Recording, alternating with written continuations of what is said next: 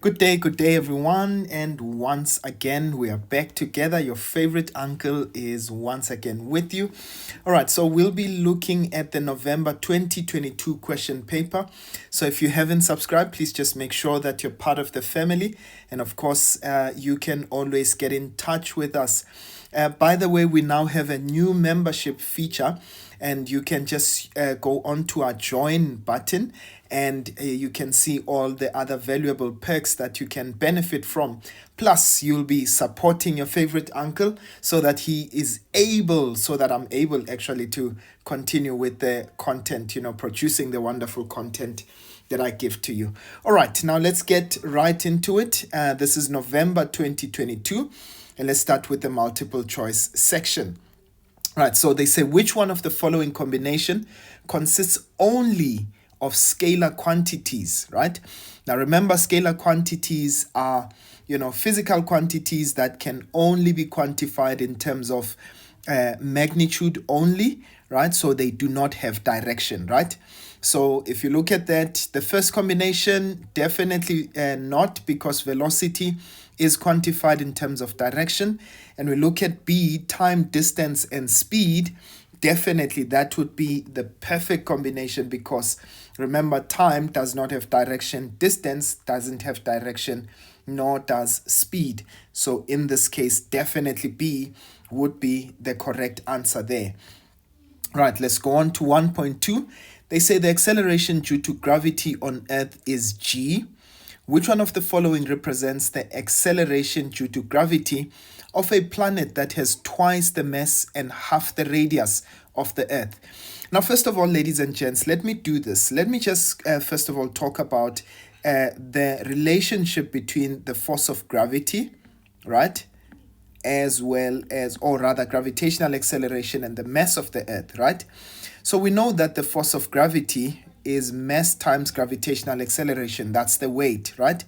But what is the force of gravity? It's the force with which the Earth attracts every other body, right, on the surface of the Earth with, right? So F, the force of gravity, will be equal to G, mass of the object, mass of the Earth divided by the radius of the Earth squared, right?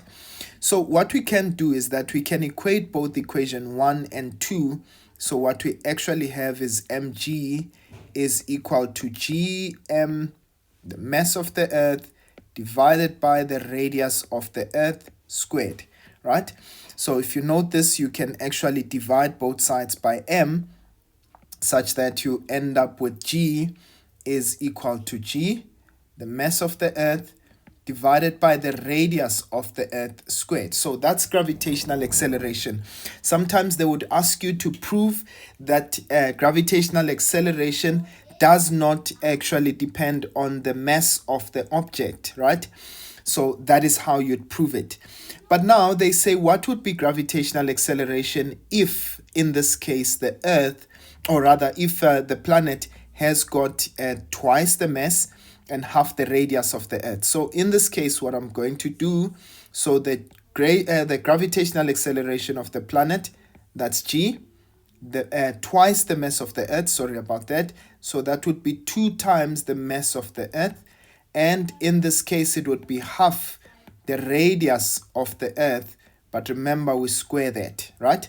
So now what you'd actually have is 2g, the mass of the Earth, divided by 1 over 4 times the radius of the Earth squared. Now notice what would happen, ladies and gents. So in this case, I can multiply both the bottom and the top by 4. Why? I'm trying to get rid of this there. So what I do at the bottom, I do at the top, right? So what do I actually have? I end up with 8g, the mass of the Earth, divided by the radius of the Earth squared. And remember, we call this the gravitational acceleration of the Earth. And so that's why we'd end up with 8g, right? So in this case, it means that D would be the correct option. I hope you understood that, ladies and gents, right? As we move on to the next question. Right, so they say we've got a ball that is projected vertically upwards from the ground and reaches its maximum height after a while, right? They say ignore the effects of air friction. Right.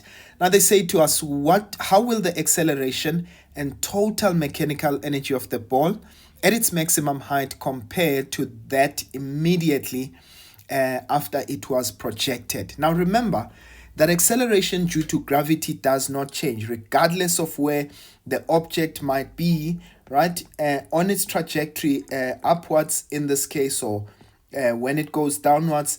In this case, gravitational acceleration is the same all throughout. So it should be equal, right? And then what about mechanical energy? Remember, we say in an isolated system, meaning where there is no air friction, where there is no air friction, actually, where there is no gravitational or rather external forces. So in this case, it means that mechanical energy would be conserved, right?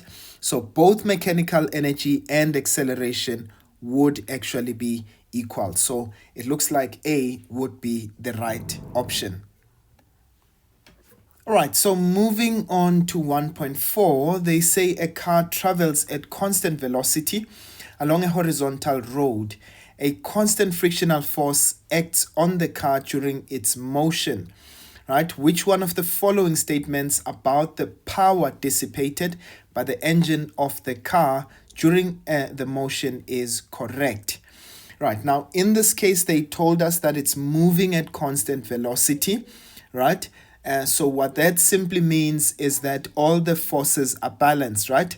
So as a result, it means that even the force that is exerted on the car is actually a constant force, right? So as a result, it means that the power, now remember that power can also be expressed as force multiplied by velocity, isn't it? So in this case, because the force is constant, the velocity is constant, then it means that the power remains constant. So that would be that would be D for 1.4, right? And then we go to 1.5. They say block X is placed on a horizontal table and is connected to block Y by a light inextensible string passing over a frictionless pulley as shown below, right? They say P, Q, and R are points on the table such that the distance from P to Q is equal to that from Q to R. They say now when block X reaches point Q, the string is cut and the block X continues to move towards point R. Ignore the effects of air friction. Now I want you to please note, ladies and gents, right? In this case, remember they said to us the distance between P to Q and Q to R is the same, right? So in this case, remember that from Q to R, they said that the string is cut, right? So now they want us to consider the statements, right? So they say the work done by the frictional force acting on block X is greater when the block moves from P to Q than when the block moves from Q to R. That cannot be true, right? Because remember, frictional force is a function in this case of the normal force, or rather, so when we talk about kinetic friction, or even static friction for that matter, it's a function of the coefficient of friction, right? Let me write that nicely, mu k, right? The coefficient of friction, so which is the roughness of the surface, multiplied by the normal force, right? And the normal force is dependent on the mass of the object in this case. None of those change, so as a result, it means that friction will not change with those circumstances, right? So statement 1 cannot be true. And then statement 2 rather, they say both the momentum and kinetic energy of block X decrease when the block moves from point Q to R. All right. Definitely, I would think that would be true, because as soon as that applied force stops, that tension. Remember that block X was being pulled by the tension on the string, right? As soon as that string is cut, it means that there's no longer a propelling tension force on X, and as a result, it means that it will begin to slow down. And so both momentum, which is dependent on velocity, and kinetic energy, which is dependent on velocity, do actually decrease, right? And then statement 3, they say the total mechanical energy of block X remains constant when the block moves from point Q to R. So in that case, that cannot be true because by virtue of velocity decreasing, right, it means that that mechanical energy would also decrease in that case. So as a result, it means that statement 2 is correct. So let's look at the options. They say which one of the above is correct as block X moves from Q to R. So in that case, it means that only statement 2 is correct, right? So I'm going to choose that option, so which is B, right? All right, let's continue. 1.6, they say light emitted from a distant star contains a spectral line X of frequency F. The spectral lines of this star, when observed on Earth, are red shifted. Now remember, ladies and gents, the moment we introduce red shift, it means that we are shifting towards the lower frequencies, right? And what that simply symbolizes is that that object is moving away from the Earth, right? I'm not going to waste time with that. They say the observed frequency, which one of the following combinations of the observed frequency of spectral line X and the motion of the star is correct? Okay, so we know that definitely that observed frequency should be smaller than F, right? Actually, no, that can't be C. Smaller than F, and it moves, yes, away from the Earth. I am actually quite correct. That option is option C. All right, so let's go on to the next one. 1.7 says a proton and an electron are a distance r apart. The magnitude of the electrostatic force that they exert on each other is F, right? They say which one of the following graphs shows the relationship between F and R squared as the proton and electron approach each other. Now remember that the force, the electrostatic force, is inversely proportional to the square of the distance, right? So let's say proton, the Q of the electron, and in this case divided by R squared, right? So it means that force is inversely proportional to the square of the distance, right? All right, so in this case, it means that the bigger the distance, right, the smaller the force. And which graph represents that? That would be graph C, right? It would be the one that kind of shows that relationship quite well, right? Okay, so moving right along. 1.8 says the EMF of a battery is E and its internal resistance is R. The battery is connected to 3 resistors and 4 voltmeters as shown below. The resistance of the conducting wires is negligible, while the voltmeters have very high resistance. They say which one of the equations represent the reading on V1 in terms of the readings on the other voltmeters. Now remember, ladies and gents, that V1 actually is the external voltage, right? Now the voltage, the external voltage, would be the voltage that is supplied to your external circuit. So you look at this, we've got V2, which is measuring the voltage across R1, right? And R1 is actually in series with that entire parallel combination. So what we can do is take that entire parallel combination and make it into one resistor. So what do we already know? That V4 as well as V3 are exactly the same voltage, right? So in that case, we can actually take them as just one thing, right? So as a result, it means that V1 would be equal to V2 plus either V3 or V4, right? So it means that that would be the sum of those voltages there. So let's look at the correct combination. They say which one of the following equations represent the voltage on the reading on V1. So it would be equal to V2 plus V3, right? So it looks like A would be the correct answer, right? In this case, because remember V3 and V4 are exactly the same resistance, or rather the same voltage. Okay, right, so we go on to the next one. They say an AC generator consists of a coil that is rotated in a magnetic field. The EMF time graph for one complete rotation of the coil is shown below, right? Now they say to us, if the speed of the coil is now doubled, all right, which one of the following graphs is correct for one complete rotation of the coil?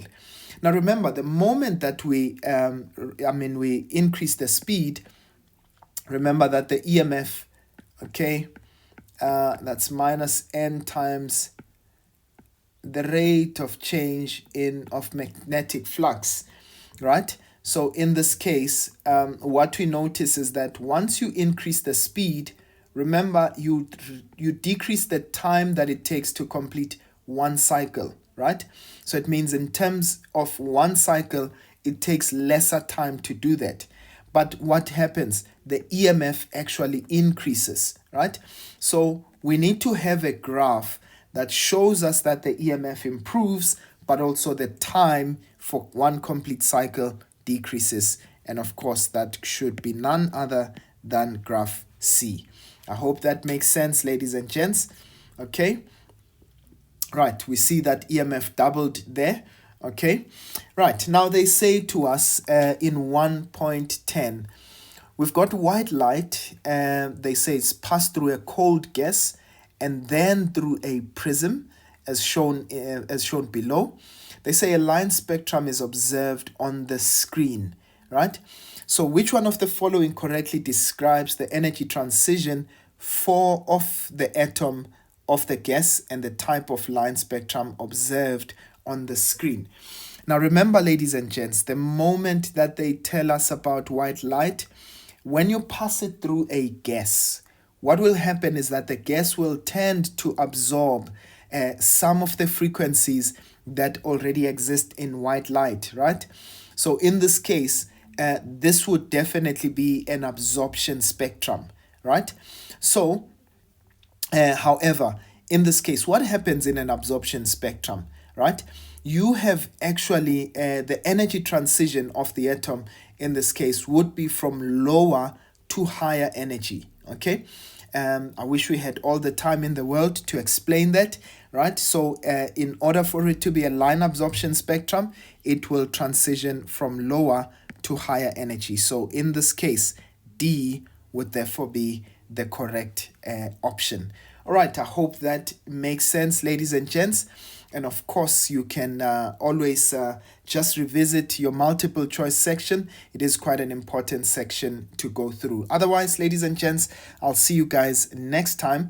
And please don't forget to subscribe and like, as well as do join in to provide just support for your uncle, right? But also to make sure that you benefit from all our value-added services. Otherwise, I'll see you guys next time. Sharp, sharp.